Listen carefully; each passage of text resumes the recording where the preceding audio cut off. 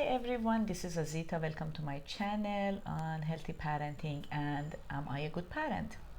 Today I want to give you some tips about how to help your child deal with sadness and anger, difficult feelings in general, jealousy, fear, frustration, and so on. Things that you have to avoid are as follows. Stay away from feeling guilty at that time that your child is going through the difficult feeling. You might be guilty or you might not be guilty as causing the situation for your child. But that's not a right time to act upon on your guilt when the child is going through that difficult feeling. So if you feel guilty, hold on to that thought. Not guilty or not, put it aside. You're going to address it another time.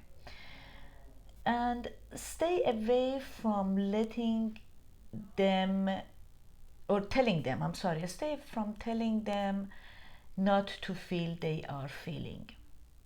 Oh, come on, why are you feeling so sad right now? It's a gorgeous day. How can you be sad? Or come on, well, your friend said something. Why are you mad about it? You can deal with it differently. Please stay away from those because you are negating your child's feelings and that is not healthy for them. Feelings are feelings, and if we negate them, we confuse the child about the validity of their feelings, and it, as a result, makes them not be able to deal with them correctly. And stay away from making them feel bad about what they're feeling. Meaning, what's wrong with you? You are always sad. What's wrong with you? You're always mad. Who is jealous? You are always a jealous person. Go and fix yourself. You are basically bad, as if they are not allowed to feel the feelings. All right. Next is stay away from jumping to solutions for them. Why? Because when you jump to solutions, indirectly you are giving the message that they are not capable of finding solutions. Number two, you are cutting the time that they need to process in their brain and figure out what's going on with them. So please stay away from coming up with solutions for them prematurely. Now I'm going to talk about what I mean by prematurely later.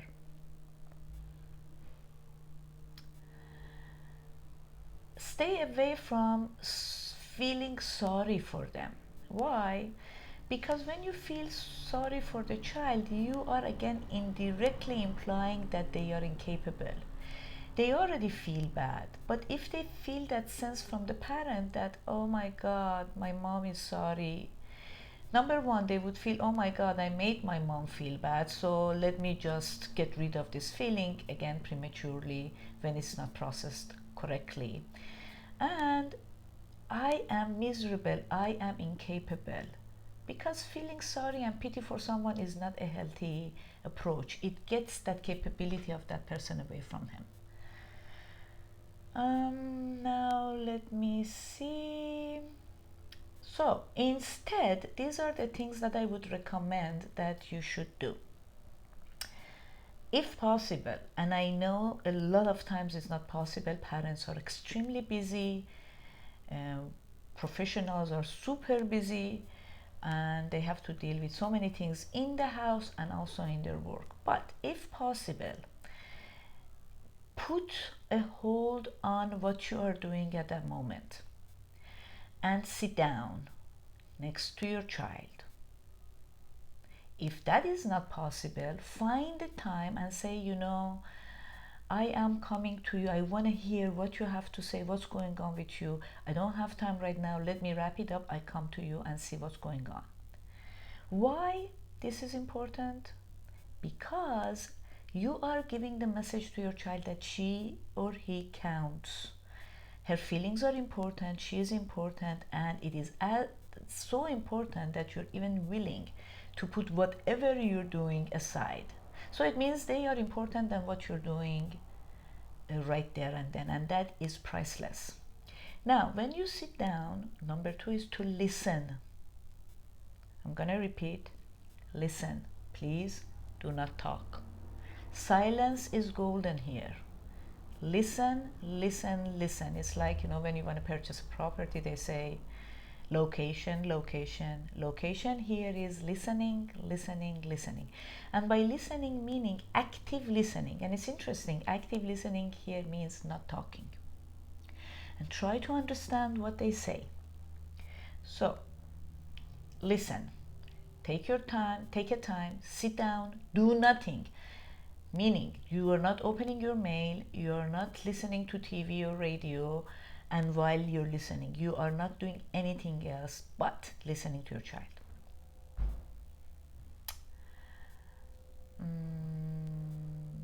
Now, ask questions. Before giving any advice, any solution, ask them a question. Clarify in your mind what's going on with them. Why? Because when you do that, you're actually helping your child. When they verbalize what's going on, you're helping them organize it in their brain, while you also at the same time learning what it is. So you are organizing the situation in your brain as well. So it has two benefits here, and it's very important.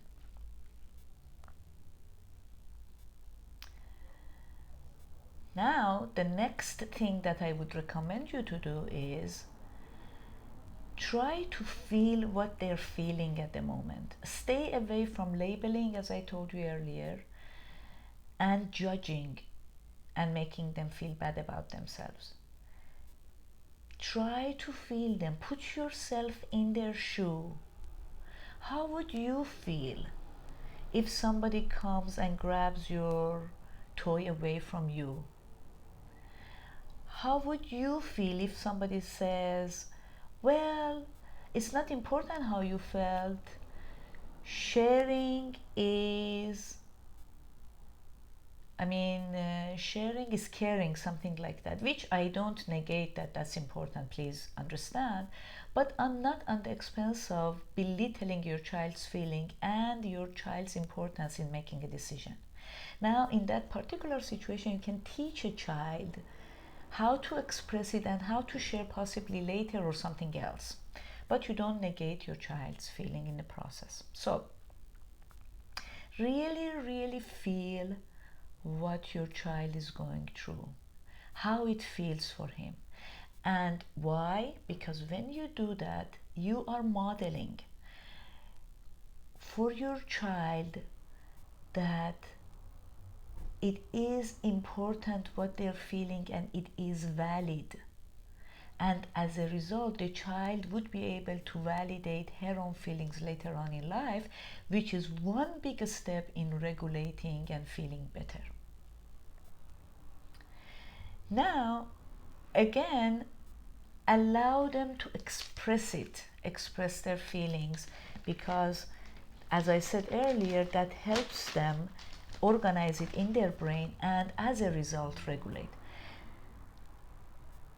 The next step would be to ask them if there is anything that you can help them with to make them feel better.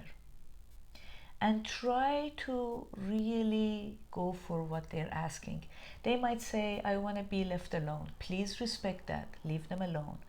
Or they might start crying. Allow them to cry. Provide the shoulder that they need to lean on to express. Allow them to say, they might say, I am so angry, and then tell them, just tell me more. So allow them. Or if they can't say what they want, come up with some solutions. Would you like me to hug you to make you feel better? Would you like me to bring you a cup of tea to make you feel better? Do you want to have a blanket next to you? Do you want me to contact the teacher? Do you want me to talk to their mother? Or things like that. So the child would feel protected and supported. Remember, your goal as a parent is not to be the critical parent, but to be, number one, a nourishing parent, and number two, the protective parent. Because when you create those things for your child, the child feels I matter, and as a result develops a stronger self-esteem, and then as a result also would be able to calm herself down. So these are the tips that I have for you. When your child feels upset, the point is to help them regulate, and for you to know feeling bad when your child feels bad, it is not your problem. You necessarily did not cause it. Life is tough, and also it's a good opportunity for you to teach your children how to navigate through emotions and calm themselves down. What I offered, create those steps for your child to be able to calm themselves down and be prepared more as very active, successful participants in society when they grow up. Hope you enjoyed this video. Feel free to contact me. I also provide Instagram. You can find it on Azita Sach 2020. And I welcome any messages that you might have for me, so I address them for you. Be well and be safe.